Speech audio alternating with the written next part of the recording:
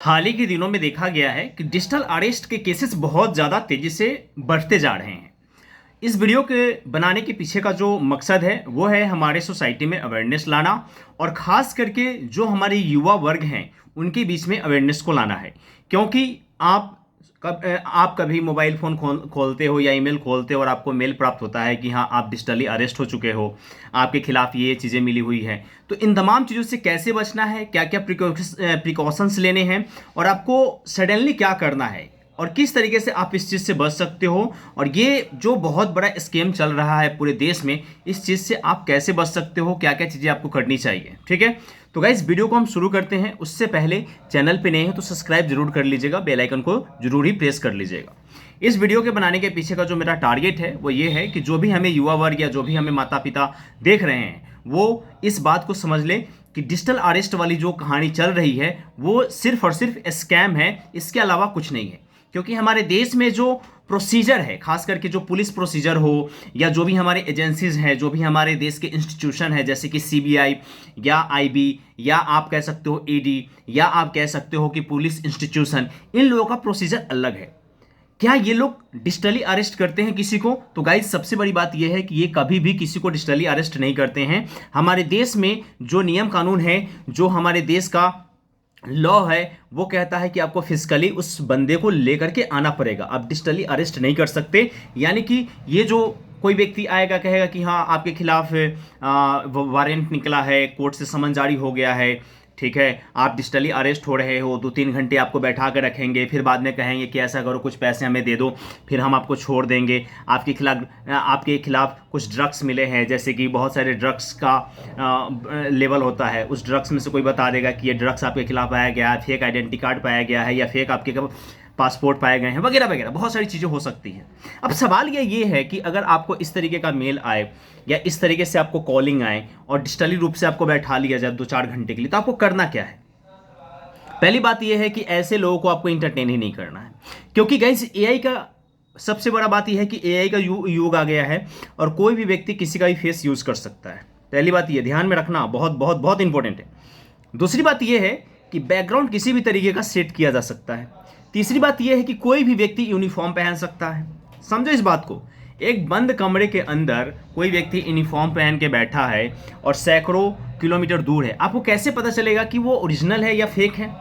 तो जाहिर सी बात है, अगर कोई व्यक्ति आपको ये कहे कि देखो आपके खिलाफ ये निकला है वो निकला है, एक बात कह दो, यहाँ भाई जो भी चीज़ें हैं वो हमारे होम एड्रेस पे आ जाएगा, हम देख लेंगे। क्योंकि फिजिकली अरेस्ट होता है और फिजिकली तौर से आपसे पूछताछ होता है, ना कि डिजिटली तौर से। इस बात को आपको ध्यान में रखना है। डिजिटल अरेस्ट नाम का कोई भी चीज़ें नहीं चलती हमारे देश में, इस बात को आप ध्यान में रखना। हाँ, कोविड के समय से माननीय सुप्रीम कोर्ट और हाई कोर्ट में पेशी वगैरह भले ही या बयान वगैरह भले ही डिजिटली रूप से होता है, बट टॉर्चर या आप कहो कि अरेस्ट वगैरह ये सब डिजिटली रूप से नहीं होता। ठीक है, ये सिर्फ और सिर्फ आपके इमोशंस के साथ खेलेंगे। आपके पहली बात तो ये है कि ये लोग करते क्या है, पहले उस चीज़ को समझो। फॉर एग्जाम्पल, डार्क वेब के बारे में आपने सुना होगा या डार्क नेट के बारे में सुना होगा। देखोगे तो हजारों इंडियंस का या कहो कोई पूरे वैश्विक लेवल पे जो भी जनसंख्या है हमारे देश की या वैश्विक जनसंख्या है, लगभग सबका डेटा लीक हो चुका है। चाहे वो बैंकिंग हो, चाहे वो आपका आधार हो, चाहे वो आपका पैन हो, चाहे बहुत सारी डेटा है जो लीक हो चुका है, डार्क वेब पे है। तो डार्क वेब से आपके डेटा को निकाला जा सकता है और उसके अकॉर्डिंग आपके इमोशंस के साथ खेला जा सकता है। तो इस चीज़ से आपको बच के रहना है। ठीक है, इस चीज़ से आपको बच के रहना है, क्योंकि हाल ही फिलहाल में आप देखोगे तो बहुत बहुत बहुत सारे केसेस आपको देखने को मिलेगा। कभी पता चलता है किसी से लाखों रुपए ले लिए गए, किसी से करोड़ों रुपए ले लिए गए, वगैरह वगैरह। और आपको एक बात जान के बड़ा आश्चर्य होगा कि इसमें बहुत बड़े बड़े लोगों को भी टारगेट किया जा रहा है। ठीक है, जिनके पास करोड़ों रुपए पड़े हुए हैं। ऐसा नहीं है कि हाँ छोटे मोटे लोगों से क्या 10-20 हज़ार मिलेंगे, लेकिन डराया भी इन्हीं को जा सकता है, ये बात भी ध्यान रखना। तो इसमें बहुत सारे लोग गिरफ्त में आ रहे हैं, क्योंकि इमोशनल रूप से अगर आप किसी के साथ इमोशनली अत्याचार करते हो तो वो व्यक्ति ट्रैप में फंस जाता है, और ये डिजिटली अरेस्ट वाले जो काम कर रहे हैं वो ट्रैप में ही फंसा रहे हैं। तो इस चीज़ से आपको बच के रहना है। और इसके अलावा आप देखो तो अगर आपको लगता है कि हाँ आपके साथ ऐसा कुछ हो गया है, तो किस तरीके से आपको पता चलना चाहिए वगैरह वगैरह, तो कुछ मत करो। जो नियरेस्ट पुलिस स्टेशन है वहाँ पे जाओ, पता कर लो। सबसे सिंपल तरीका ये है। लेकिन मैं जो आपको बता रहा हूँ, नंबर 1, हमारे देश में डिजिटल अरेस्ट नहीं होता, फिजिकली अरेस्ट होता है इंसान। फिजिकली, अगर फिजिकली तौर पे अरेस्ट करेगा तो आपके घर पे समन आएगा, लेटर्स आएगा, बुलावा आएगा कि हाँ भाई आपके साथ ऐसा ऐसा हुआ है, आपको आना पड़ेगा, पेशी है वगैरह वगैरह। डिजिटली रूप से कुछ नहीं होता। कोई व्यक्ति बोले कि साइबर थ्रेट के अकॉर्डिंग, या कहे कि हाँ आप मुझे पैसे दे दो फिर मैं आपको छोड़ दूंगा, आपके केस को क्लोज कर दूंगा। पहली बात तो ये है कि वो सिर्फ और सिर्फ आपके बैंक खाते को ही लूटने के लिए आया है और कुछ नहीं, ठीक है। तो इन तमाम चीज़ों से आपको बच के रहना है।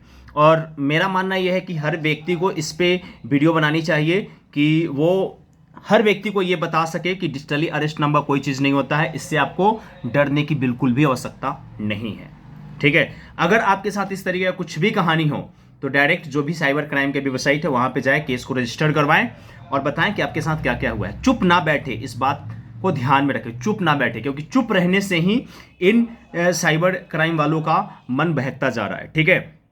समझ में आ रहा है दोस्तों? चाहे बैकग्राउंड में किसी का भी फोटो हो, बैकग्राउंड में कुछ भी लिखा हो, भाई उस चीज को देख करके नहीं डरना है। यूनिफॉर्म पे कुछ भी लिखा हो, कुछ भी लिखा हो, CBI, ED, IPS, IAS, कुछ भी लिखा हो, आपको डरने की बिल्कुल भी जरूरत नहीं है। आपका घर है, आप अपने एरिया में हो, सेफ हो, सिंपल सी बात है। ये ऐसे दिमाग में रखो, जो भी आना होगा आएगा, उसके बाद हम हैंडल करेंगे, कोर्ट के अकॉर्डिंग देखेंगे। गाइज, एक मुद्दा तो ऐसा भी आया था कि सुप्रीम कोर्ट ऑफ इंडिया का फेक वेबसाइट बना करके भी बहुत लोगों के साथ समन जारी कर दिया गया था। तो भी बच के रहना है इन तमाम चीज़ों से। डिजिटली रूप से कुछ भी आए उसको आपको फेक मानना है, सिंपल सी बात है। फेक मानना है, फेक मानना है, फेक मानना है, बट इसके चक्कर में नहीं फंसना है।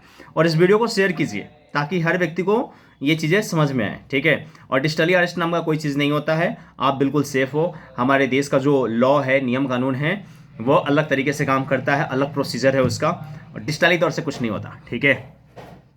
तो इस वीडियो में बस इतना ही रखते हैं दोस्तों, मिलते हैं नेक्स्ट वीडियो में। अवेयरनेस वाली वीडियो है तो ज़्यादा से ज़्यादा लोगों के पास शेयर कीजिएगा। Thank you so much everyone, जय हिंद।